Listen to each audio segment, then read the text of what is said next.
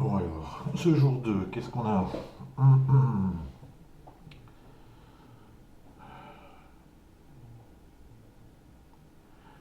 Ouais,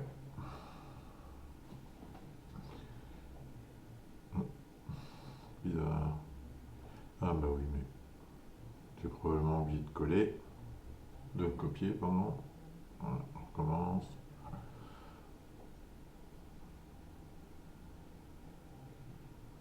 On colle, ah voilà, ça marche. Ok, on va prendre les données.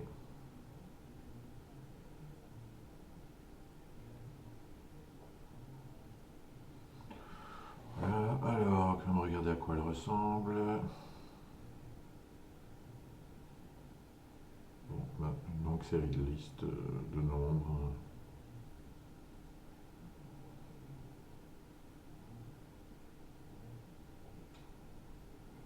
Bon, on passe à la deuxième journée. Donc qu'est-ce qu'il faut faire aujourd'hui? Regarder une des listes de nombres qui croissent et décroissent avec des intervalles autorisés. Ouais.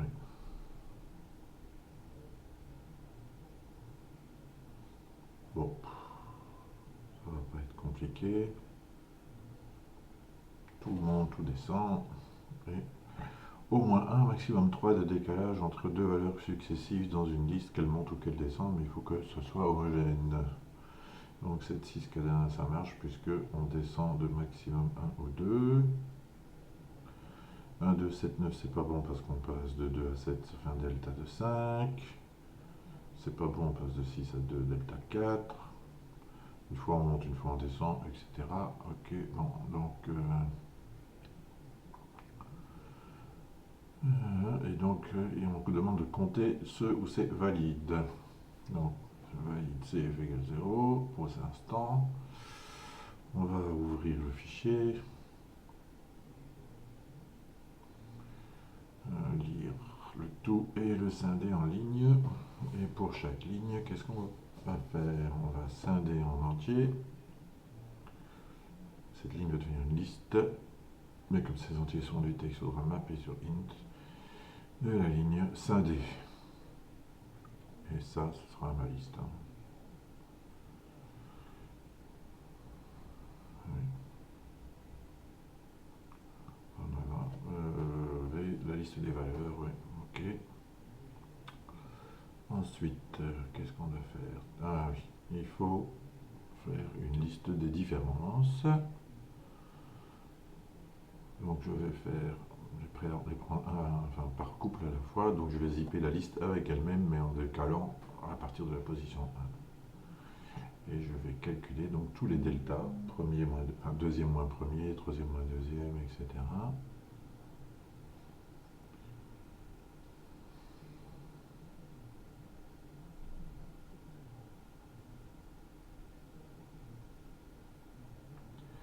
Et ensuite, je vais faire la même chose sur les machins et vérifier qu'ils sont de même signe. Donc si la liste si tout est croissant, ben, le premier delta et le deuxième delta doivent être de même signe et le produit des deux sera toujours un chiffre positif, qu'ils soient tous les deux négatifs ou tous les deux positifs. Par contre, s'il y a une alternance positif-négatif, alors j'aurai de temps en temps un inférieur ou égal à 0 s'il y a un valeur. Et il faut que dès que un de ceux-là est négatif, alors on peut rejeter la ligne. Elle ne correspond pas aux critères tous croissants, tous décroissants, enfin croissance ou décroissance. Donc on passe à la ligne suivante si l'un quelconque de tous mes couples est négatif. Donc là j'ai le premier filtre, tous croissants, tous décroissants. Ensuite, donc si j'ai ça, si n'importe lequel de tous ces delta est négatif, c'est que j'ai deux chiffres consécutifs de signes opposés.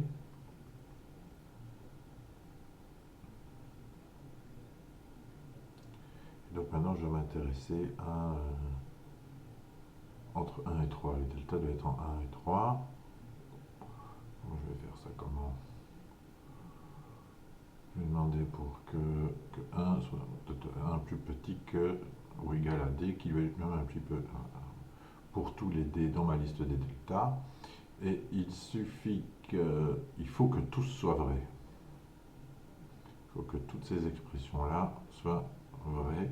Alors dans ce cas-là seulement, je peux dire que j'ai trouvé une variable, une safe, quoi.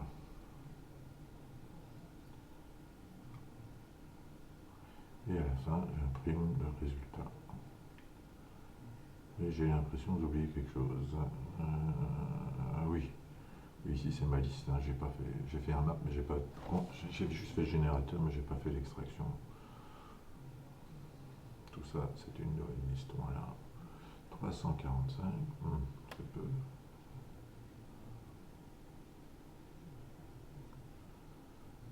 Alors, voyons ça. Ce n'est pas bon. Qu'est-ce que j'ai fait comme erreur?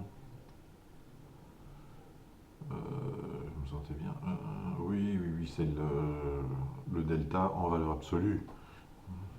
C'est pas le d qui doit être inférieur à 1 ou 3, enfin entre 1 et 3, mais s'il vaut moins 2, c'est aussi bon, donc il faut le mettre d en valeur absolue. Alors, je vais mettre les valeurs d'exemple pour contrôler cette histoire, mais c'est clairement ça, hein. Alors, on va mettre les données d'exemple dans le fichier texte. On va faire que le script teste les données exemple avant de tester les données maison. On va changer. Donc, je vais lire les données de la partie de l'input comme je le fais. J'ouvre le fichier, je le scinde sur mes double retoiling pour les deux parties, quoi. Voilà, je vais prendre la partie que j'ai indicée 0 au-dessus et la scinder. Voilà. Et donc là maintenant j'aurai un résultat différent puisque je vais utiliser les fichiers d'exemple. J'ai toujours le même résultat. 1, 1, 1, ouais, c'est bizarre. Oui, oui, mais je dois scinder, non. Bon. Non, je vais mettre line in data, hein, c'est ça qui va pas. Je ne vais pas garder mon ouverture de fichier. Donc ça marche très bien. Mais for line in open, for line in data, je viens de le lire, pas pour rien, quoi. Ouais, c'est parmi les. Ouais. Donc ça, 1, ça va pas parce que je devrais avoir 2. Donc ce que j'oublie, c'est de mettre à la ligne 10 le test. Est-ce que le range est bien compris entre 1 et 3? C'est que j'ai des moins 2 et des moins 3 dans les décroissants, hein, donc on va quand même voir que tout ça fonctionne. Imprimer la liste avant, ouais, elles sont bien lues. On va contrôler les deltas. C'est bien ça, 7, 6, 4, 2, 1, ça fait moins 1, moins 2, moins 2, moins 1. C'est ces valeurs négatives que j'ai oublié de mettre en valeur absolue maintenant la ligne 12. Quoi. Voilà, c'est ça. Ici, valeur absolue de ça qui doit être compris entre 1 et 3. Alors maintenant, pour les données exemple, ça fait bien 2, comme attendu. Et si je donne donc mes données, ça fait 670. Alléluia. Ouais, partie 2. Ça va être un peu, peut-être un peu plus compliqué. Qu'est-ce qu'on va faire? On va déjà mettre ça, pousser ça sur GitHub.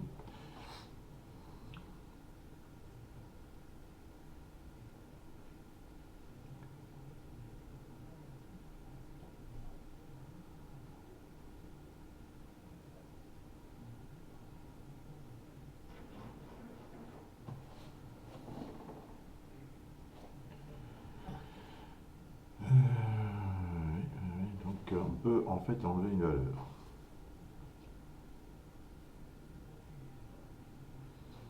Ouais, ça. Mais, on doit d'abord tester si la liste telle qu'elle est bonne. Si la liste telle qu'elle est bonne, alors il ne faut pas chercher à chipoter d'en enlever un élément ou pas.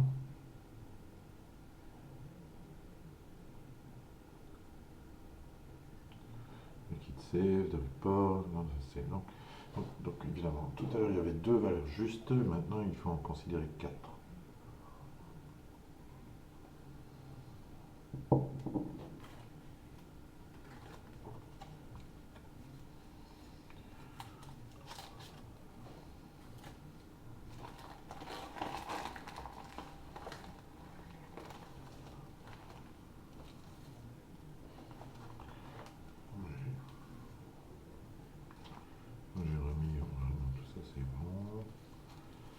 Est-ce que... oui, oui, oui, il faut considérer la liste d'abord. Donc il faut considérer la liste en entier et seulement si elle est mauvaise, commencer à éviter toutes les sous-listes. Et on demande toujours combien sont justes.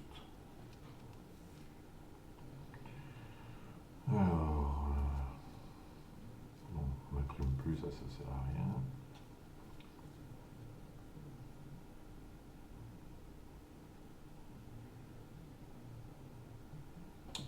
Comment je vais faire pour tester ça?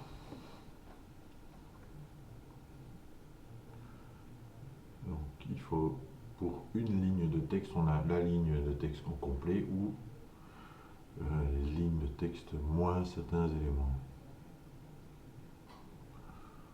Je pense que je vais faire un générateur, ce sera plus simple.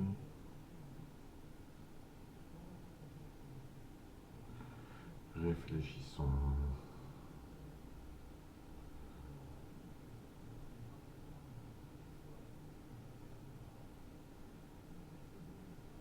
Que faire?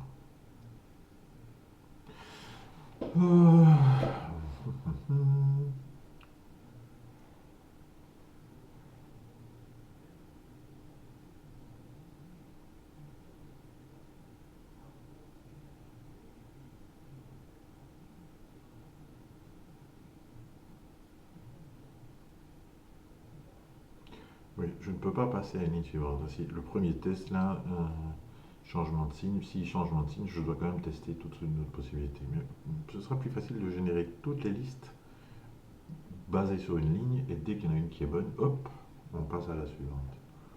Je pense que c'est ce que je vais faire. Qu'est-ce que ça implique?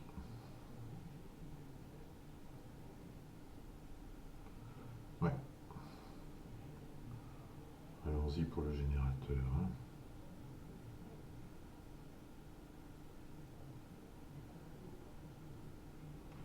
Donc un générateur de liste à tester basé sur une liste.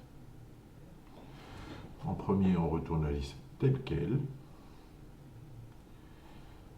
Et puis, on va retourner toutes les listes moins un élément. Donc, pour une position dans la longueur de la liste actuelle, on fait une copie.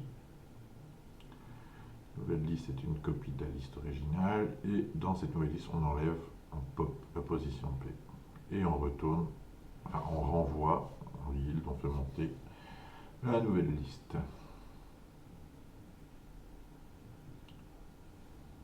Voilà. On va voir que ce code continue à être toléré. Ça marche bien.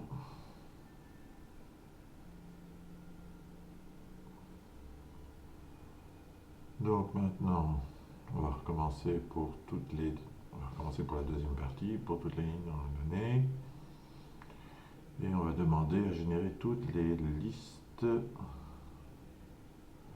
Oui, on récupère les données et puis on va dire quelles sont toutes les sous-listes ou sous-listes basées sur chacune de ces listes à tester. Donc, la liste à tester, lat. Et une lat de V.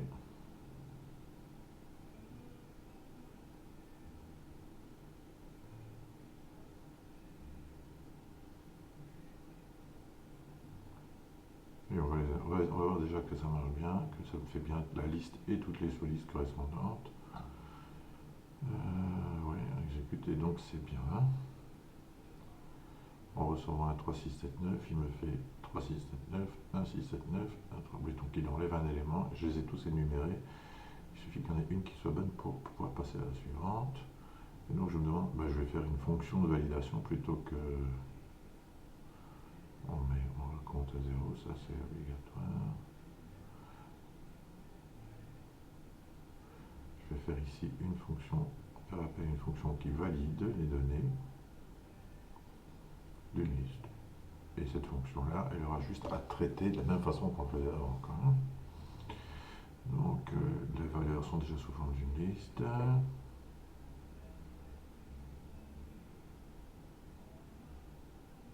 J'avais appelé V, donc je garde V. Tout ça. Voilà. Alors, si aucun... S'il y en a un qui est négatif, c'est faux. On retourne le résultat faux. Cette liste n'est pas valide. Cette version de la liste n'est pas valide. Si au contraire, après avoir passé le premier test et on repasse le deuxième, alors on dit que c'est vrai. On a trouvé une bonne liste.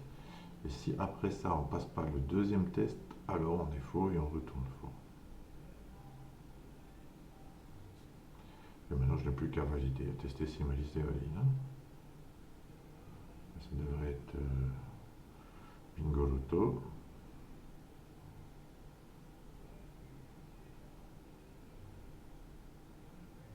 Tester ça sur toutes les listes, même s'il faudra intercepter. Alors ça, c'est bien.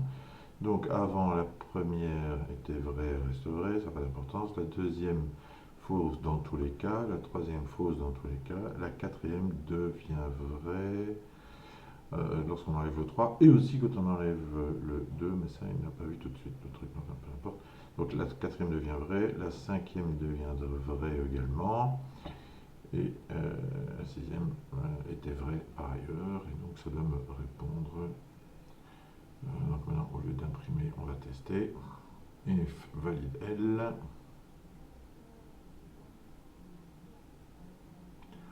On va ajouter un safe. Et c'est fini, on peut passer à la ligne suivante, donc break 1.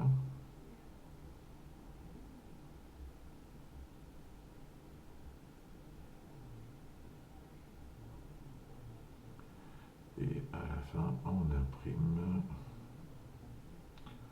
partie 2 et le décompte obtenu. Voyons ça.